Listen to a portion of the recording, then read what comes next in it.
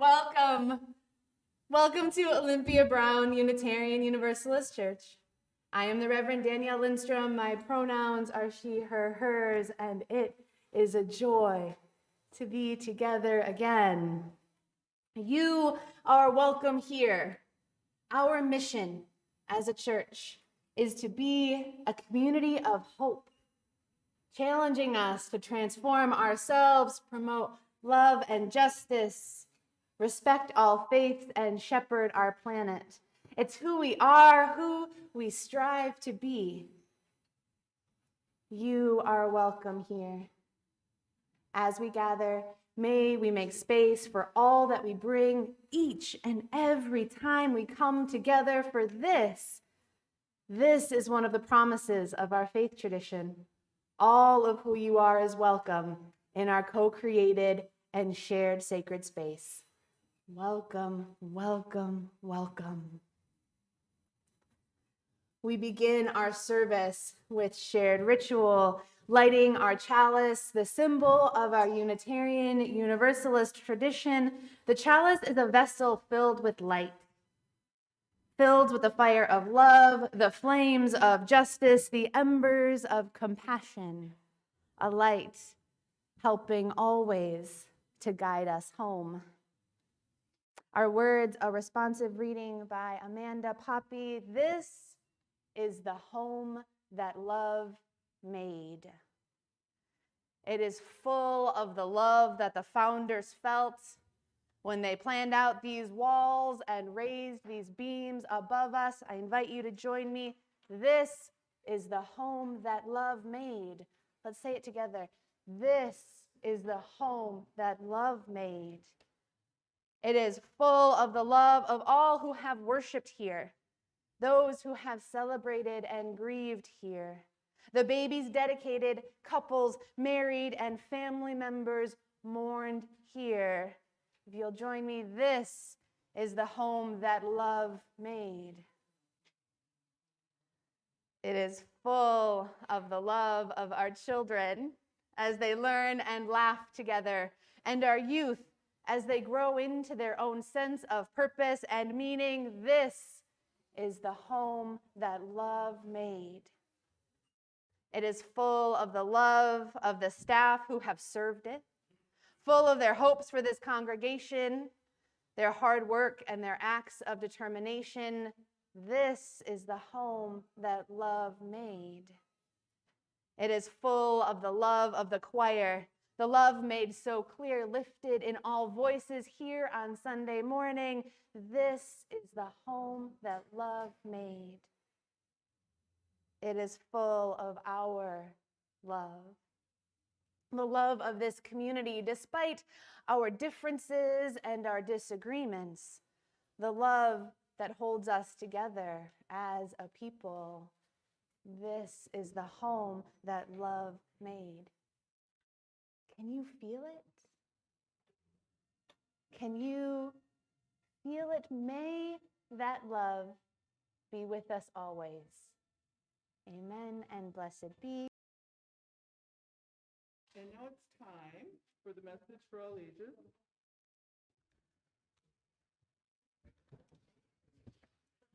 So if all the children and those young at heart can come on forward.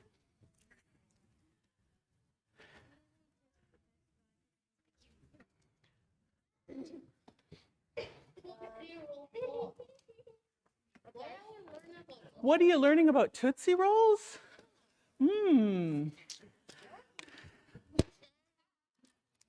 So actually, today I'm going to talk about two things. Two of my favorite things. Tootsie Rolls and being a Unitarian Universalist. So how many of you like Tootsie Roll Pops? Well, not even half. They're actually, I love Tootsie Rolls. I love the big ones. You can't find the big ones very much anymore. I love Tootsie Rolls, but I love Tootsie Roll Pops. So when I was a child in the 70s, there was a TV commercial, and it had a character named Mr. Owl. And Mr. Owl was like the wise animal in the forest, and all the children and all the other animals went and asked Mr. Owl when they had a question. And that's kind of like our Unitarian Universalist Association. We have a place in Boston where a bunch of people work, and that's where we go when we have questions, or if I need curriculum to teach you all, then I go, they have a website and I go there, and they help us. They help us. So they are our Mr. Owl. Okay? Now, did you know when they first made Tootsie Pops that chocolate was the only flavor of Tootsie Pop? How many of you like the chocolate one? That's my least favorite. You'll notice, though, the people who like the chocolate were like, that's me. Reverend Danielle and I like the raspberry ones. That's my favorite. But they also have now, so the main ones that you get in a main bag of Tootsie Pops are the grape, orange, cherry, and chocolate and raspberry. Those are the main ones you get. They do have blueberries. So the other flavors they've made watermelon, blue raspberry, candy cane. I actually saw a candy cane once when I went to the store to buy Tootsie Pops, so they must have been left over from Christmas. Pomegranate, lemon, green apple, and blueberry. And they've even tried root beer and caramel. Yeah. So let's look at this Tootsie Pop. I like to think of this wrapper as Unitarian Universalism, okay? So not all the wrappers are the same. If you look at these wrappers, they're not all the wrappers are exactly the same. They're all different colors. If you get an orange one, it's going to be an orange wrapper, right? Chocolate one has the brown wrapper. They're going to be all different colors. But if you look really close at these wrappers and you look close at them, there's little pictures on it. When I was a kid, they would say that if you found the little boy with the bow and arrow shooting at a star, you could get free Tootsie Pops. Well, no, you go bring it into the store, but that's not true. It doesn't. I looked it up because I saw there was a little boy with a star on this one. So even though these wrappers are different, like Unitarian Universalism can be different for different churches, all the little pictures are the same. So there are things in being a Unitarian Universalist at a church that are the same. All the symbols are the same. Everyone has a chalice. Everyone has the books that we sing out of. So there's lots of things that even though Unitarian Universalism or the wrappers are different, they are the same because we are all Unitarian Universalists. Not yet. Now, I must have pushed a button. If you look at the top, I like to think of this, the hard stuff on the outside, the delicious candy. This is the congregation. This is like all the people out there. And again, these are different. Everyone is different. So if you go to a different church, obviously there's different people, right? So all the congregations are different. And they might have different ideas and do different things in their churches. And if you had two churches, and these are two raspberry Tootsie Pops, they kind of look the same, but they're definitely different. Aren't they different? This one's got a lot of cracks in it, and this one does not. That's kind of symbolist. It's got a lot of cracks in it in that congregation. So even though these are two raspberry Tootsie Pops, just like you would have two Unitarian Universalist congregations, they're still going to be slightly different. Different people, they do different things, but they're still Unitarian Universalist, right? Now, what is the important part of a Tootsie Pop? What makes this different from every other Tootsie Pop? Ayo. Or the stuff inside, right? This is not gum. These are not blow pops. These are Tootsie Pops. So this has no, this does not have gum inside. This has a delicious chocolate Tootsie center. So it's made with a Tootsie Pop inside. That's the important part of this, because otherwise it's the same as every other sucker, right? Or lollipop. So what do you think that chocolate thing in the center is? What do you think it stands for? Any ideas? Ellie? What's the center of our church? God. Not God, no, but good thought. Anyone else have an idea? Think about, when do we give chocolates to people? Yeah, in February. What are you thinking, Lyra? We do give chocolates on Halloween. So the chocolate in the center is, Lila, you think you got it? Yeah, Halloween too, yeah. The chocolate in the center is, so it's February, yes, you're so close, Ayo. 14. It's love. Just like we give chocolate on Valentine's Day because we love people. So the most important part of a Unitarian Universalist congregation is the center of the congregation, which is love. We love everybody here. We love each other. We love people out in our community. It's why we have a pantry out on 7th Street over there. We even call it the Love Pantry. We love people we don't even know.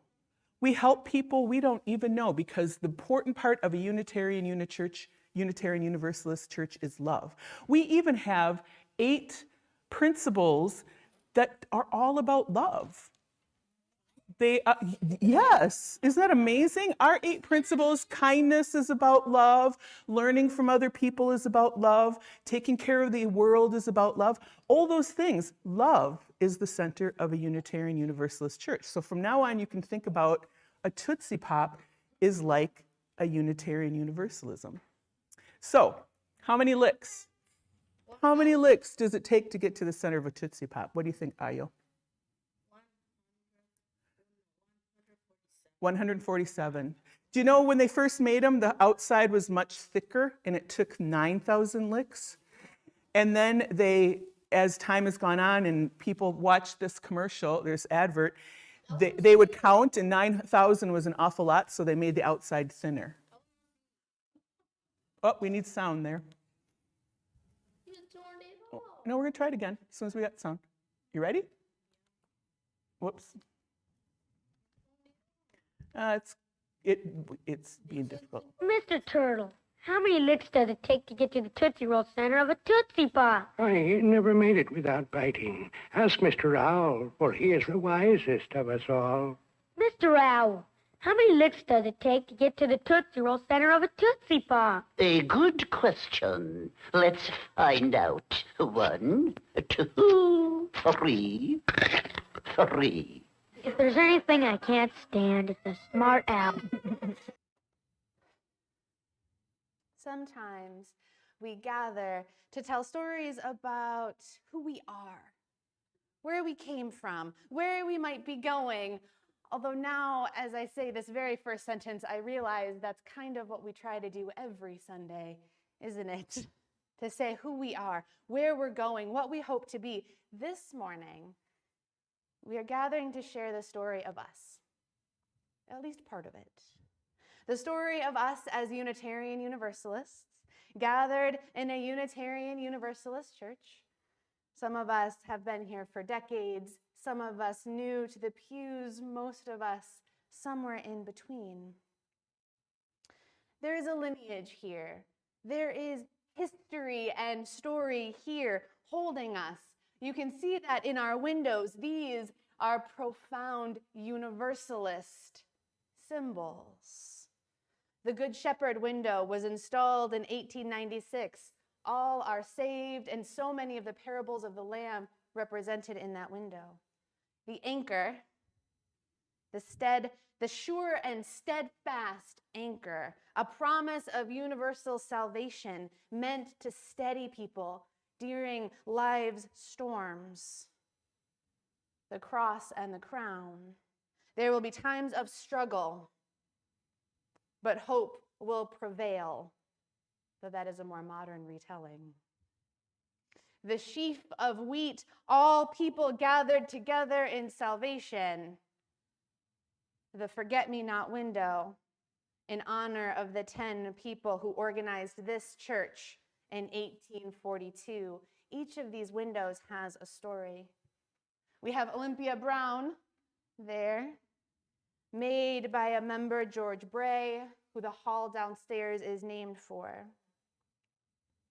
Olympia Brown, the first fully ordained woman with the support of her denomination. If you stand here and you hold her pulpit, you can feel that power and that purpose and that hope and that resiliency. On her pulpit, it is an honor. The story of Unitarian Universalism is long and challenging. There are moments of profound justice and love, and moments of profound injustice, of being on the wrong side of history. A deep and long history with profoundly imperfect people who chose to stay, to work for a faith, for a belief, for a tradition that challenged the landscape of religious ideals in its day and continue to change and challenge us today. In the beginnings of Universalism, which I will focus on here because we are a Universalist church. Far before the merger with the Unitarians, members of what would be this church held their first meeting on October 2nd, 1842, 6 or so years before Wisconsin became a state, though this was not their building. Universalist thought arose in a religious culture dominated by Calvinism. Calvinism was a belief in predestination, that God had chosen a select few for salvation after death. He had chosen his few, and there was nothing you could do to change that. Quoted from Greenwood and Harris, traditional Christian theology stated that God was owed an infinite debt because of human sin, and God's reconciliation to humanity can come only through Christ's death on the cross. A belief, in order to be good, there must be the threat of punishment. While not the first Universalist preacher in the United States, Hosea Ballou is recognized as expanding that thought during his lifetime from 1771 to 1852. His father was a Baptist preacher in New Hampshire. He was known as pious and devout. In 1789, Hosea admitted to his father he had been reading a Universalist book. Imagine this pious and devout preacher hearing his son was reading a Universalist book. He said, "Do not worry, I've hidden it, and I'll tell you where I have hidden my Universalist book. I have hidden it in the woodpile behind our house." So his father went to the woodpile, ready to destroy whatever book he had found, whatever was waiting for him there. He looked, he dug, the book that he found, the Bible. From his Universalist sermon, A Treatise on Atonement in 1805, it was contrary to the belief that God was owed a debt because of human sin. Quoting again from Greenwood and Harris and using the gendered language of the day, right? We're in 1805. It was not the removal of God's dissatisfaction with humanity, but Christ was a manifestation of God's love to us. Salvation is union with others. Salvation is union with others, not personal fulfillment, and knowing the main object in all that we do is happiness. Again, shared in 1805. Right? The main object in all that we do is happiness, and knowing that his own happiness is connected with the happiness of his fellow man, which induces him to do justly and deal mercifully with all man. He is no more selfish than he ought to be. The belief that people do not need a threat of punishment to be righteous. People will choose righteousness for one another. Fundamental different views of what it means to be human. The foundation of this theology at the time that we carry forward today, God's love for humanity. the foundation, the love that we share and offer to one another. That is our foundation. Back to our beginnings as a religious movement. Love is the foundation of our religious tradition. The foundation of this church. As Jan shared during our prayer, how we love one another. When I was pre-candidating, when I was interviewing to be your minister, and I have said this to you before, and I'm going to just keep saying it again and again because it matters. I was asked my impression of this church. What do you think? What do you think of us? I was asked if I was ready to take on the challenges unique to you, right? If I was ready to encourage you as you are, but maybe move us in new directions a little bit. You asked me, are you ready to do that? What was under that question? Can you love us? Can you love us as we are right now? Can you love us as we move forward into a future that is unknown? You asked me, can I love you? I responded, I believe that as long as a congregation loves one another well, as long as you care for each other, welcome new folks into this beautiful fold, if you name challenges and differences and work to overcome conflict, understanding that though it isn't easy, you love one another first. If you love one another first, you can do anything. A congregation that loves well can do anything else. This is a congregation that loves one another well. Anything can be built on that foundation. Our entire religious movement is built on that foundation. Debates and arguments on what love is and what love isn't, the character of God, the nature of Jesus have been had for centuries, and those are still happening. What's unique about us here in this moment is that the nature of God, our personal relationship to Jesus, the religious practices that we bring in, that we honor in our own ways, they're not shared in a creed, in a belief statement that we all agree to. Right? There is not a sign on the door that says you must believe X, Y, Z in order to be welcome here. Right? Rather, we are held together in love by our belief in relationship, that human beings will do good for one another because it is right and good to do, that our goal is the happiness and fulfillment of one another. This is how we are when we are together, how we share our values with the world, how we work together, the center of our faith to love one another as best we can in each moment. To love one another well. If I had to sum it up, what does it mean to be a Unitarian Universalist? That would be my statement.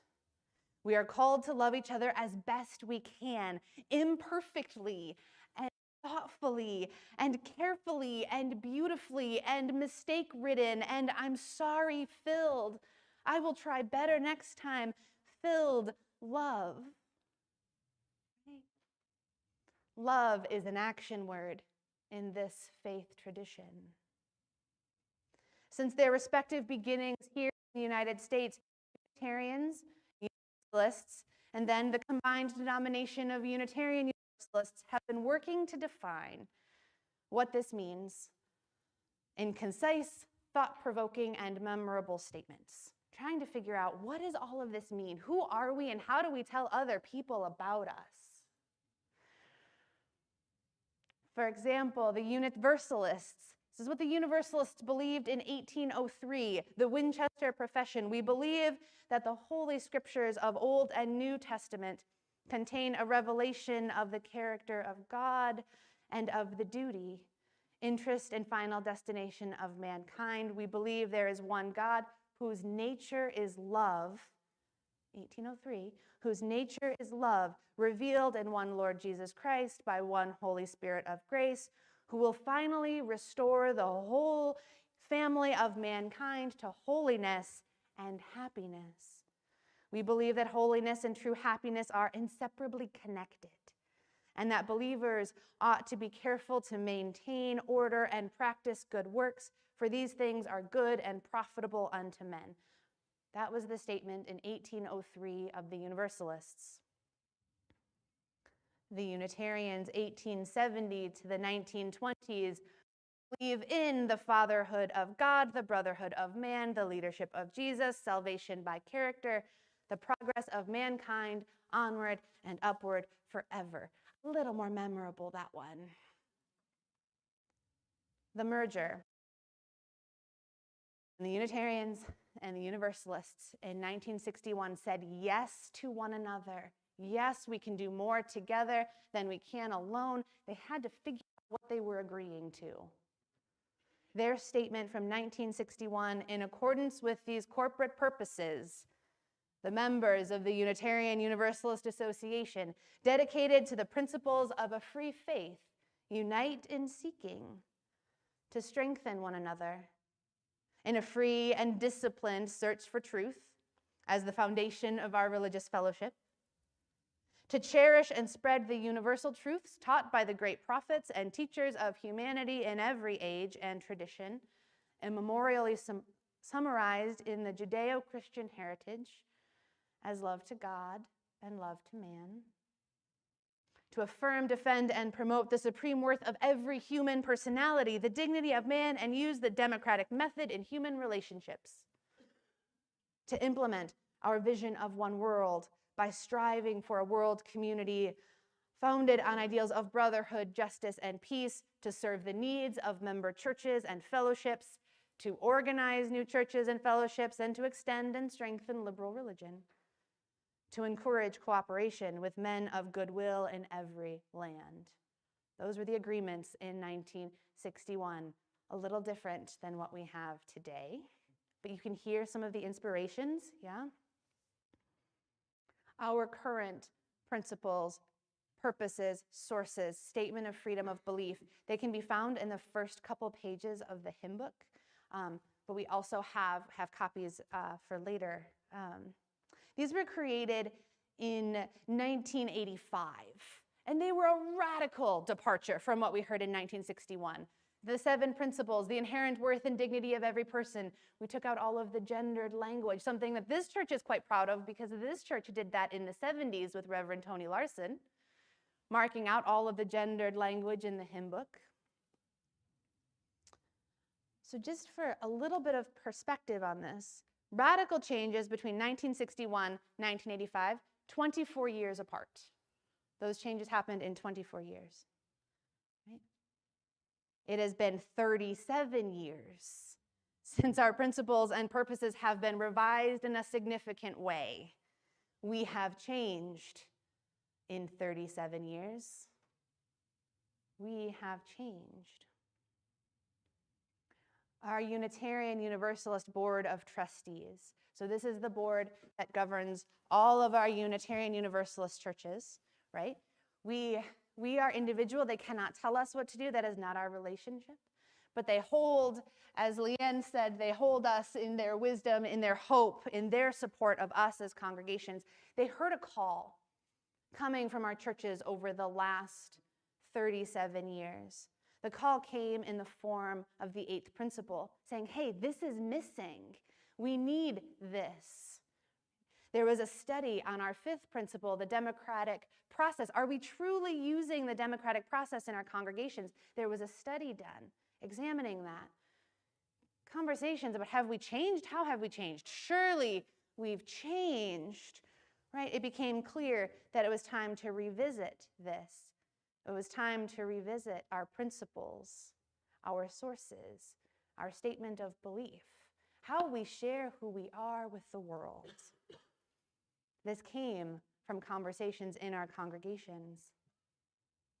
And so the board charged a commission of 8 people, lay leaders and ministers, Paula Cole-Jones, who has been working with the 8th principle and promoting it in our congregations. I think it said ministers, young adults, all different identities and experiences within Unitarian Universalism. They brought this group together This was their charge.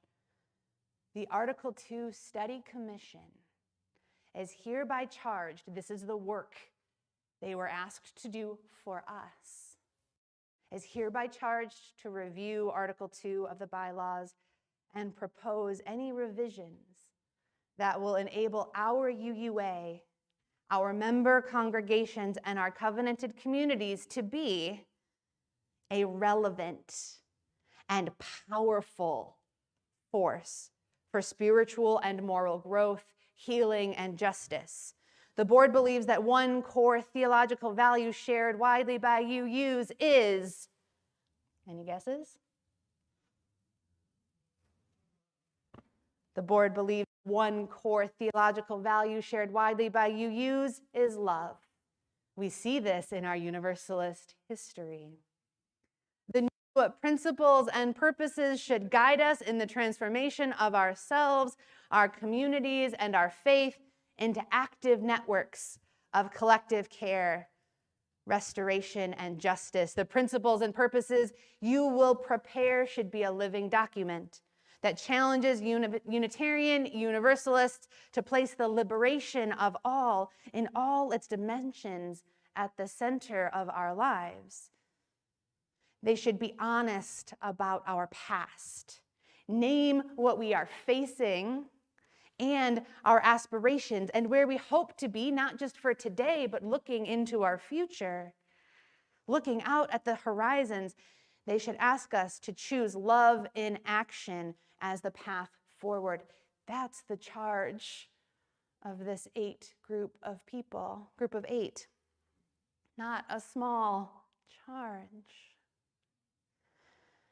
After 45 feedback sessions with 4,611 participants, videos that reached 7,765 viewers, and 29 surveys that generated 10,925 responses, the commission has submitted a revision. Lynn, can you put the screen up for us? 7 values, love at the center, then in no particular order, there are no numbers: interdependence, pluralism, justice, transformation, generosity, equity. From all of these conversations, these are the values that this commission found to be at our core, the values of being a Unitarian Universalist.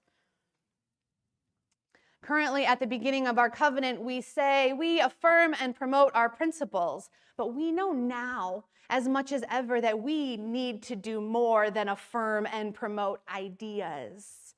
We need love in action. From the revision, as Unitarian Universalists, we covenant congregation to congregation, and through our association to support and assist one another in our ministries. We draw from our heritages of freedom, reason, hope, and courage, building on the foundation of love. I will have handouts of the previous covenant and Article 2, as well as the revision, the revised version that you can take home and take a look at. We really want to spend some time with these ideas. For now, I want you to hear the value words. Each word is a value. The second sentence describes our value, and the last sentence are action based on that value. So pay attention. What words do you hear? What pops out at you? What phrases? Is that who you are? Does that speak to your value? When you go home, I invite you to reread them and consider what you might change in your second read through. But for now, listen as you would to a prayer or to a meditation or to a reading. What words do you hear? Do you find yourself in these values? Love is the power that holds us together and is at the center of our shared values. We are accountable to one another for doing the work of living our shared values through the spiritual discipline of love.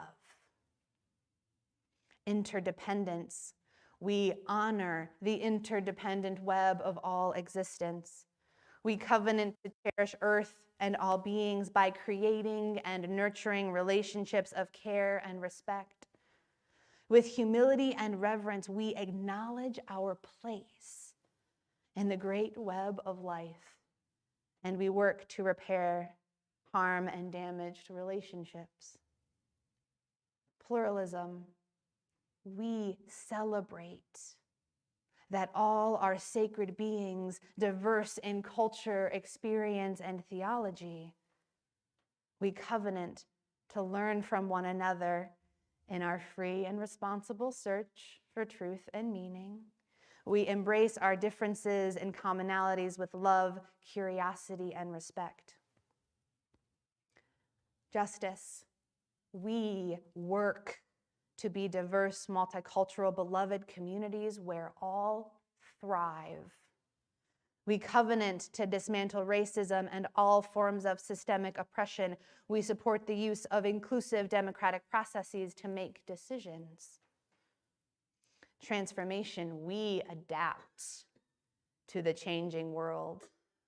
We covenant to collectively transform and grow spiritually and ethically. Openness to change is fundamental to our Unitarian and Universalist heritages, never complete and never perfect.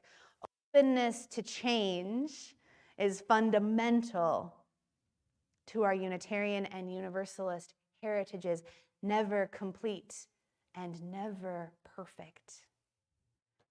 Generosity, we cultivate a spirit of gratitude and hope.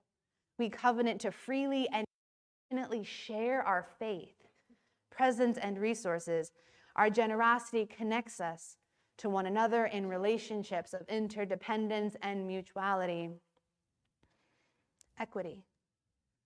We declare that every person has the right to flourish with inherent dignity and worthiness. We covenant to use our time, wisdom, attention, and money to build and sustain fully accessible and inclusive communities. Our values, who we are at our center: love, interdependence, equity, transformation, pluralism, generosity, justice. There's more that has been changed with Article 2. Our sources, our inspirations, our statement of purpose. There's a full report that was sent out in the Unifier. And there's still some changes to be made. There are things that are missing. There are some opportunities still for conversation. So we're invited to continue to study and have these conversations. We will vote for these revisions at General Assembly in Pittsburgh, the National Gathering of Unitarian Universalists. Thousands of us will come together online and in Pittsburgh to vote. If you are interested in General Assembly, please talk to me to learn more. If this passes in June, we have a year of study. And then it's on again in 2024 to formally make a bylaw change. From that report, some love shared from the commission. The commission caring for us back. They write, we recognize the fact that the proposed version of Article 2 we have presented is indeed a significant departure from our current version, just as past changes to Article 2 were significant from their predecessors. Think back to what we were hearing in 1803 to 1870 to 1961, significant changes. The 1985 version, which first introduced the principles, was a radical change from purposes and objectives. We are continuing in the line of proposing changes that fit the times in which we live. We fully expect that one day another commission will review our work and significantly change it. We are writing in pencil, not etching in stone. We are writing in pencil, not etching in stone. We also knew that we would never write something that everyone thought was perfect. Perfection was not the goal. We knew that no matter what we produced, there would be things people wished we'd added, things people did not like, things people appreciated. What we tried and what we think we succeeded in doing. was to create an Article 2 that articulated our faith today and in the near future. As you read through these changes, as we continue to talk about them, I'm going to be lifting up pieces in our unifier each week for this discussion and to continue to dig into what this means to us as you're getting a very full overview. I ask that you try a bit, see how they fit. Oh, that in 15 years we'll do this all again. Right?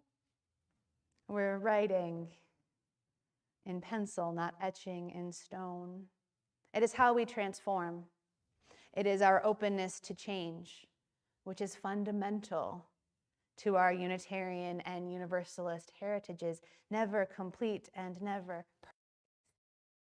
And I end with words that come from the story of this church, at least the story from 1842 to 1992. Right? Olympia Brown, Unitarian Universalist Church Chronicle, in the epilogue. The torch is passed. The flaming chalice is lit and then put out. But the fire and the light continue in each one of us. This is the story of our church. It is the story of our struggle and the faith that we leave for future generations to come. May it be so. Amen. Blessed be. Will you join me? Join me in a moment of quiet to pray, to meditate, or to dream.